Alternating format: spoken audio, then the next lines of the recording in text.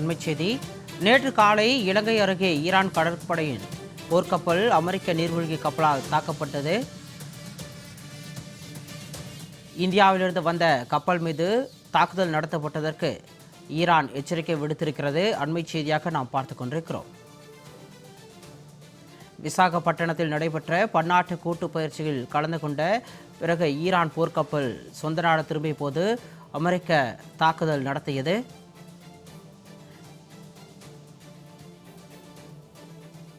Iran கப்பல் மீது America தாக்குதல் நடத்தியதற்கு ஈரான் வெளியுறவுத்துறை அமைச்சர் கடும் கண்டனம் தெரிவித்திருக்கிறார். இலங்கை அருகே இந்திய பெருங்கடலில் ஈரான் கப்பல் மீது அமெரிக்கா தாக்குதல் நடத்தியதற்கு ஈரான் வெளியுறவுத்துறை அமைச்சர் கண்டனம் தெரிவித்திருக்கிறார். 130 ஈரான் கடற்படை வீரர்களோடு சென்ற போர்க்கப்பல் மீது எந்தவித முன்னறிவிப்பும் இன்றி தாக்குதல் நடத்தப்பட்டதற்கு ஈரான் கண்டனம் தெரிவித்திருக்கிறது. இந்த தாக்குதலில் இந்திய விருந்தாளியாக சென்ற ஈரான் கப்பலை தாக்கியதற்கு அமெரிக்கா நிச்சயம் வருத்தப்படும் என ஈரான் எச்சரிக்கை விடுத்திருக்கிறது.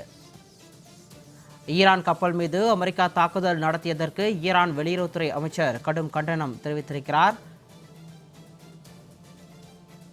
இந்த தாக்குதலுக்கு அமெரிக்கா நிச்சயம் வருத்தப்படும் எனவும் ஈரான் வெளியுறவுத்துறை அமைச்சர் எச்சரிக்கை விடுத்திருக்கிறார். கூடுதல் விவரங்களோடு சிறப்பு செய்தியாளர் யோகேஸ்வரன் இணைக்கிறார். வணக்கம் யோகேஸ்வரன், விரிவான விவரம்.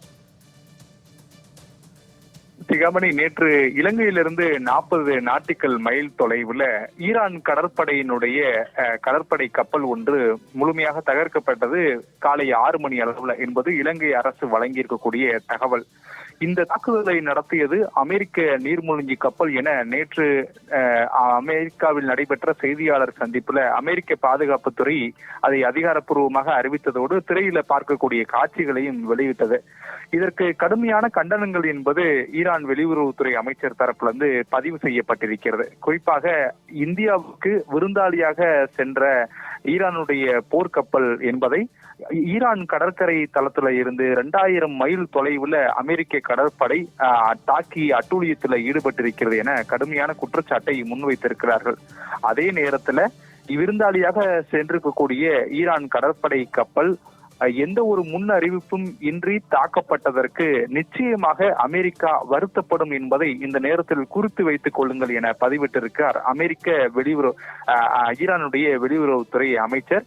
இதன் காரணமாக எந்த நேரத்திலும் அமெரிக்க கப்பல்கள் மீதான தாக்குதல்களை மிக வீரியமாக ஈரான் தொடங்கும் என நாம் யூகித்துக் கொள்ள முடிகிறது. இந்த செய்தியை பார்ப்பதற்கு முன்பு இன்னொரு முக்கியமான தகவல்களை பார்க்க வேண்டும்.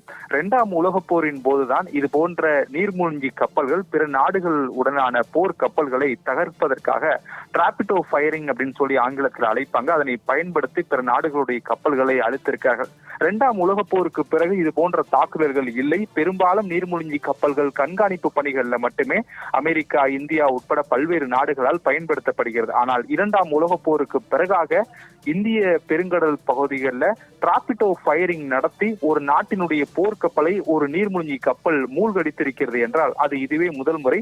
அது நேற்றைய தினம் இலங்கை கடற்கரையிலிருந்து 40 மைல் தொலைவுல இந்த நிகழ்வு அப்படின்றது நடந்திருக்கு. இதற்கு இந்திய அரசு இப்போது வரை எந்த விதமான பதிலும் தெரிவிக்கப்படாத நிலையில அதற்கு ஒரு காரணமும் இருக்கிறது. அதற்கான காரணம் சர்வதேச கடற்பரப்புல இந்த தாக்குதல் நடத்தப்பட்டிருக்கிறது. மாறாக இலங்கை கடல் எல்லைக்கு உட்பட்ட பகுதியிலோ அல்லது இந்திய கடல் எல்லைக்கு உட்பட்ட பகுதியிலோ இந்த தாக்குதல் என்பது நடத்தப்படவில்லை. சர்வதேச கடல் பகுதிகளில் இந்த தாக்குதல் நடத்தப்பட்டிருக்கிறது. ஆனால் இலங்கைக்கு அருகாமையிலும் இந்தியாவுக்கு அருகாமையிலும் இந்த தாக்குதல் நடத்தப்பட்டிருக்கிறது. இருப்பினும் மத்திய வெளியுறவுத்துறை அமைச்சகம் விரைவில் தொடர்பான ஒரு செய்தி அறிக்கையை வெளியிட கூடுவார்கள் அப்படின்றது டெல்லி வட்டாரங்கள் சொல்லப்படக்கூடிய தகவல் நிலையிலே சில தினங்களுக்கு முன்னாக விசாகப்பட்டினத்தில் நடைபெற்ற கூட்டு போர் பயிற்சியில பங்கேற்பதற்காக 130 வீரர்களோடு வந்த ஈரானிய போர்க்கப்பல் பயிற்சிகளை முடித்துக் கொண்டு மீண்டும் விசாகப்பட்டினத்திலிருந்து இலங்கையை சுற்றி இந்திய பெருங்கடல் வழியாக அவர்கள் ஈரான் நோக்கி சென்று கொண்டிருந்த போதே இந்த தாக்குதல் என்பது நேற்று நடத்தப்பட்டது.